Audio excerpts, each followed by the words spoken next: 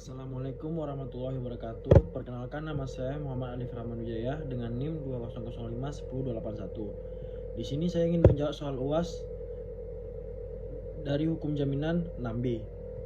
Pertanyaan pertama yaitu apa yang dimaksud dengan asas pemisahan vertikal dan asas pemisahan horizontal dalam UU PA. Jadi asas pelekatan vertikal adalah asas pemilikan tanah dan segala benda yang melekat padanya sebagai satu kesatuan yang tertancap menjadi satu.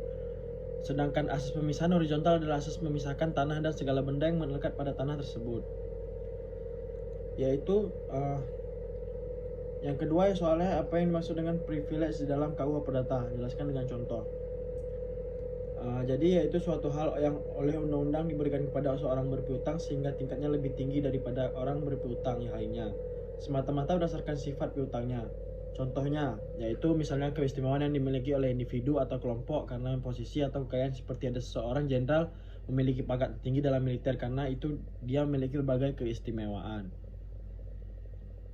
Atau misalnya juga kesempatan mendapatkan sesuatu yang istimewa atau disukai, seperti saya mempunyai kesempatan mewawancari Bapak Presiden, upah para buruh dari tahun yang lampau dan apa yang masih harus dibayar untuk tahun berjalan, serta jumlah kenaikan upah menurut pasal 160, jumlah pengeluaran buruh yang dikeluarkan dilakukan untuk majikan, jumlah yang masih harus dibayar oleh majikan kepada buruh berdasarkan pasal 1602V alinea keempat Kitab Undang-Undang Hukum Perdata ini atau pasal 747 ayat 3. Peraturan perburuhan di perusahaan perkebunan, jumlah yang masih harus dibayar oleh majikan pada akhir hubungan kerja berdasarkan pasal 1603S bisa kepada buruh, jumlah yang masih harus dibayar majikan kepada.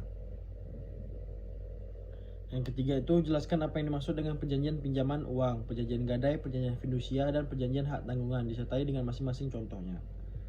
Jadi perjanjian pinjaman uang adalah persetujuan tertulis yang dibuat oleh dua pihak dan kedua pihak tersebut bersepakat untuk menaati hal-hal yang disebutkan di dalam surat perjanjian. Bukti tertulis akan menunjukkan keinginan kedua pihak untuk saling berjanji dalam melaksanakan suatu hal, yakni pinjam uang.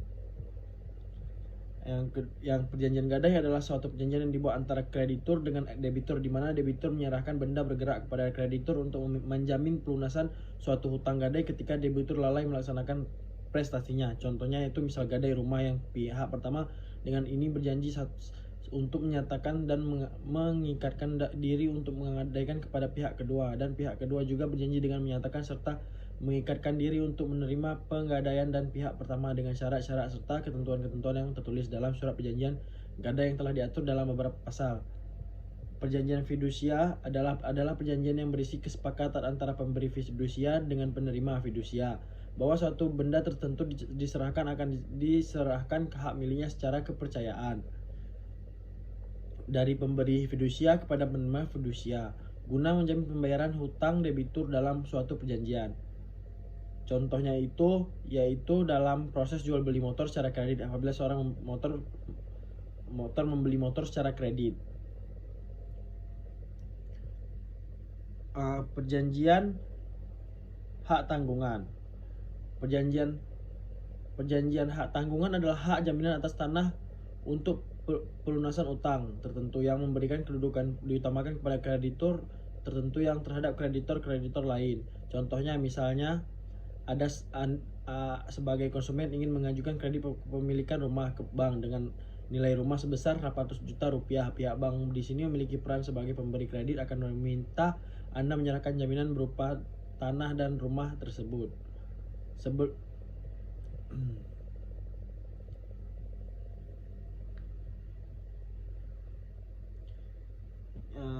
Jelaskan macam-macam bank garansi serta perbedaan dengan jaminan perseorangan. Soal nomor 4 yaitu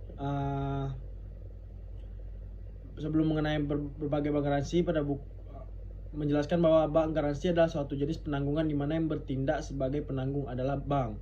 Bank garansi terjadi jika bank selaku penanggung diwajibkan untuk menanggung pelaksanaan pekerjaan tertentu atau menanggung dipenuhinya pembayaran tertentu kepada kreditur.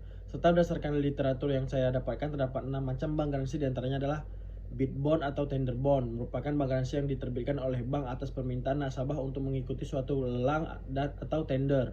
Dasar penerbitannya adalah undangan tender. Yang kedua adalah performance bond merupakan bank garansi yang diterbitkan oleh bank syariah atas permintaan nasabah untuk melaksanakan suatu pekerjaan atau proyek pengadaan barang. Dasar penerbitnya adalah pengumuman pemenang tender, surat perintah kerja, purchase order, dan surat perjanjian borongan. Yang ketiga itu advance payment bond, merupakan bank garansi yang diterbitkan oleh bank atas permintaan nasabah untuk penarikan uang muka atas suatu pekerjaan pengadaian. Dasar penerbitnya adalah kontrak kerja, surat perjanjian kerja, dan surat perjanjian borongan. Yang keempat itu adalah retention bond, merupakan bank garansi yang diterbitkan oleh bank atas permintaan nasabah sebagai jaminan atas pemeliharaan perawatan setelah suatu pekerjaan atau proyek selesai. Dasar penerbitnya adalah kontrak kerja, surat perjanjian kerja, surat perjanjian borongan, berita acara serta terima dan adendam kontrak. Yang purchasing bond merupakan bank garansi yang diterbitkan oleh bank atas permintaan nasabah sebagai jaminan atas terlaksananya pembelian barang. Dasar penerbitnya adalah purchase order dan kontrak jual beli. Yang kelima adalah payment bond, merupakan bank garansi yang diterbitkan oleh bank atas permintaan nasabah, misalkan untuk persyaratan pembayaran supplier dalam suatu sistem keagenan atau distributor barang dan jasa. Dasar penerbitnya adalah surat pengangkatan penunjuk kegunaan atau distributor dan permintaan penerbitan bank garansi dari pabrik. Yang keenam yaitu yang terakhir yaitu custom bond, merupakan bank garansi yang diterbitkan oleh bank atas permintaan nasabah, misalkan menangguhkan bea masuk barang selagi menunggu keputusan dari Departemen Keuangan atau Ditjen Bea dan Cukai. Yang membebaskan bea masuk atas barang tersebut, dasar penerbitnya adalah surat keputusan Departemen Keuangan. Sedangkan jaminan perseorangan adalah suatu perjanjian di mana pihak ketiga guna kepentingan yang berpiutang mengikuti diri untuk memenuhi perikatan berpiutang ketika yang berpiutang tidak dapat memenuhinya.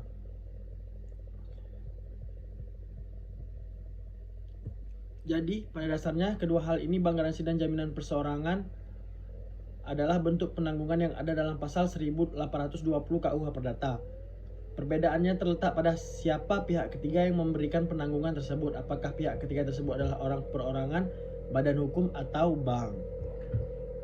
Soal kelima yaitu apa yang dimaksud dengan resi gudang dan proses terjadinya resi gudang tersebut. Jelaskan dengan contoh. Jadi sistem resi gudang adalah kegiatan yang berkaitan dengan penerbitan, pengalihan, penjaminan, dan penyelesaian transaksi resi gudang. Selanjutnya dalam pasal 1 ayat 2 UU SRG dijelaskan mengenai definisi resi gudang.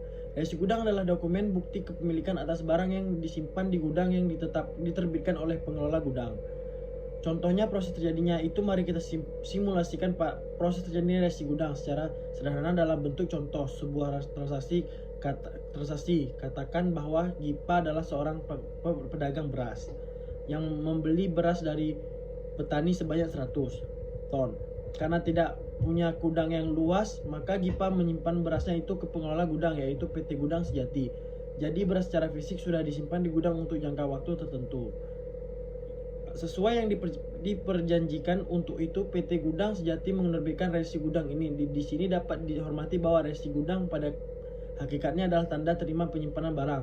Resi gudang ini harus dicatatkan ke pihak berwenang. Dalam hal ini pusat registrasi resi gudang. Pusat ini adalah suatu badan usaha berbentuk badan hukum yang mendapat persetujuan dari badan pegawai sistem resi gudang untuk melakukan penatausahaan resi gudang yang meliputi pencatatan, penyimpanan, pemindah bukuan, kepemilikan, pembebanan hak jaminan, pelaporan, serta penyediaan sistem dan jaringan informasi.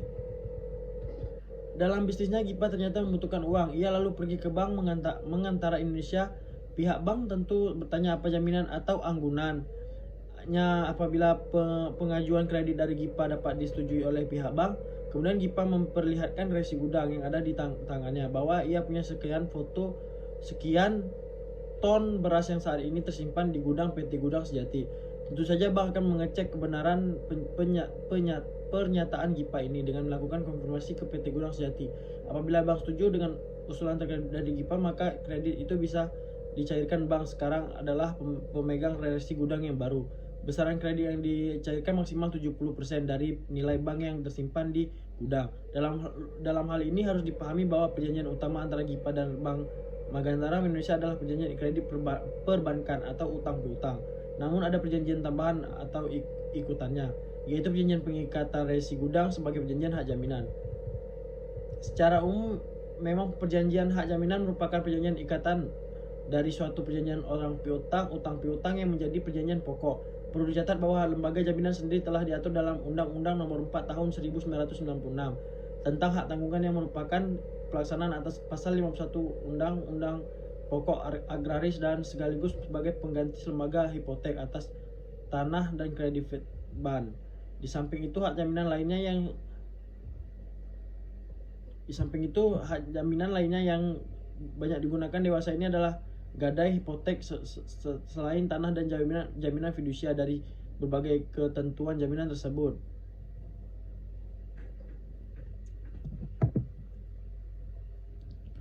Undang-undang sistem resi gudang antara diberlakukan menampung kebutuhan pemegang resi gudang atas ketersediaan dana melalui lembaga jaminan tanpa harus mengubah bangunan hukum mengenal lembaga jaminan yang sudah ada. Dengan demikian, undang-undang ini menciptakan lembaga hukum jaminan tersebut di luar.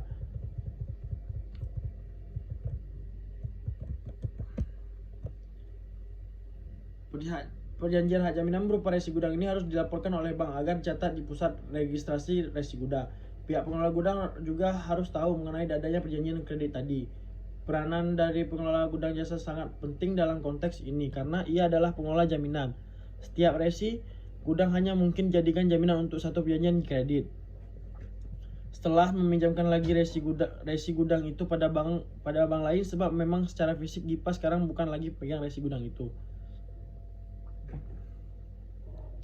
Dalam perjalanan berikutnya, GIPA tentu berkewajiban untuk melunasi kreditnya itu setiap kali terjadi pembayaran cicilan kredit bank atau mengeluarkan release instruction kepada PT Gudang Sejati. Dalam hal ini berarti PT Gudang Sejati boleh mengeluarkan sejumlah barang dari gudang itu dari permintaan GIPA. Seperti itu ya contohnya yang soal nomor 5. Sekarang soal yang ke-6 yaitu jelaskan secara ringkas isi dari tugas paper yang Anda kerjakan berupa identifikasi atau rumusan masalah dan jawaban kesimpulan dari hal tersebut. Jadi dalam perihal paper yang telah saya kerjakan yang berjudul perlindungan hukum bagi kreditor dalam eksekusi jaminan fidusia terhadap objek yang dialihtangankan, kita dapat mengetahui yang bahwa pasal 1 ayat 3 UU NRI 1945 telah mengamatkan bahwa Indonesia adalah negara hukum. Demi memajukan masing-masing usaha, tak jarang diadakan suatu perjanjian utang piutang antara para pengusaha. Suatu hal yang sangat penting terkait permasalahan utang piutang ini adalah kemampuan dari orang yang berutang atau debitur untuk mengembalikan utang kepada kreditur. Dalam suatu perjanjian utang piutang, kreditur pasti menginginkan jaminan dalam memberikan suatu pinjaman ke debitur guna menjaga kepastian pembayaran utang oleh pihak debitur. Jaminan sebagaimana dimaksud mutlak diperlukan dalam suatu perjanjian utang piutang untuk menimbulkan kepastian akan dibayarkannya uang yang lebih. Dipinjam kreditur kepada debitur, jaminan merupakan hak absolut dari suatu benda, yang mana benda tersebut merupakan kekayaan dan hak milik seorang debitur atau penjaminnya. Dalam hal itu, debitur sangat diutamakan kedudukannya. Biasanya jaminan dapat dibedakan menjadi dua jenis, yaitu jaminan melalui jaminan fidusia diatur dalam pasal 29 ayat 1B UU. Jaminan fidusia menyebutkan bahwa sebagaimana dimaksud dalam pasal 15 ayat 2 mengenai pelaksanaan titel eksekutorial oleh penerima fidusia merupakan pelaksanaan dari pasal 15 ayat 3 UU Jaminan Fidusia. Disebutkan dalam pasal tersebut bahwa apabila debitur edirah janji, maka penerima fidusia mempunyai hak untuk menjual benda yang menjadi objek jaminan fidusia berdasarkan atas kekuasaan sendiri. Menegaskan bahwa debitur sebagai pemberi fidusia dilarang untuk menjaminkan kembali objek yang telah menerima menjadi jaminan fidusia. Jika perampasan benda jaminan fidusia oleh negara menyebarkan beralihnya penguasaan benda fidusia, dalam UU Jaminan Fidusia tidak mengatur secara rinci mengenai kewajiban debitur dalam hak objek jaminan fidusia dirampas negara. Namun di sisi lain, dalam UU Jaminan Fidusia secara tertulis belum terdapat aturan yang menegaskan penerima debitur dilarang atau tidak dilarang untuk menjaminkan objek jaminan fidusia yang telah ada padanya. Secara tersirat dapat ditafsirkan bahwa jaminan fidusia hanya dapat dieksekusi oleh penerima fidusia melalui mekanisme sebagaimana telah disebutkan sebelumnya. Kreditur selaku penerima fidusia tidak serta merta dapat menjaminkan uang, benda, jaminan fidusia dalam suatu perjanjian fidusia yang lainnya. Hal ini dikarenakan benda yang telah menjadi objek jaminan tersebut tidak dapat dimiliki sepenuhnya meskipun kreditur berposisi sebagai penerima fidusia. Jadi dapat disimpulkan yang bahwa pengaturan fidusia di Indonesia telah diatur melalui Undang-Undang Nomor 42 Tahun 1999 tentang jaminan fidusia. Undang-undang tersebut menjadi landasan yuridis dari terlaksananya penjaminan kebendaan melalui fidusia di Indonesia. Telah diatur pula mekanisme pendaftaran fidusia hingga tata cara untuk melaksanakan eksekusi atas jaminan fidusia tersebut, dan jangka waktu atas jaminan fidusia mengikuti jangka waktu dari perjanjian pokoknya. Jadi itu saja yang bisa saya dapatkan untuk menjawab soal UAS hukum jaminan 6B. Jika ada salah atau kekurangan mohon dimaafkan. Wassalamualaikum warahmatullahi wabarakatuh.